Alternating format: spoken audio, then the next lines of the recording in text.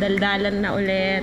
Tapos na yung katahimikan natin. And sorry kung may mga nangyari na hindi inaasahan.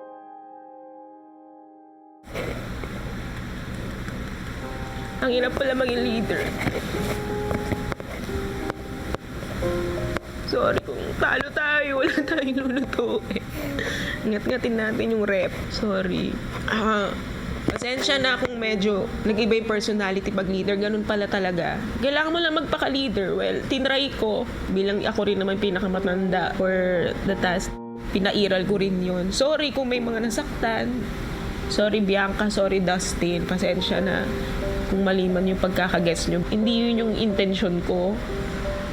Okay na, Anli talk na ulit. And thank you pala sa lahat ng effort, guys. Alam ko sobrang nag-sacrifice kayo. Kaya kanina ayokong i-give up agad. Kasi sayang naman yung almost 3 days natin hindi pagtitiis na magsalita. Tapos i-give up lang natin kanina. Kahit gustong-gusto natin daldalin si Joanna at Stacy. Pero nakakalungkot lang na kung ano pa yung task na walang props, walang practice. Hindi natin kailangan ng kahit anong props. Maraming gamit. Doon tayo natalo. Pasensya na sa mga hindi magkakaintindihan. Siguro gusto ko lang talaga din manalo. And na-frustrate lang din ako kanina kasi ang daming mali.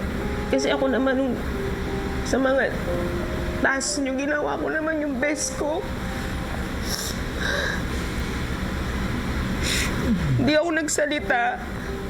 Pero dito makapagsalita ka rin ng kaunti. Parang ang sama-sama na hindi naman yun yung motibo mo.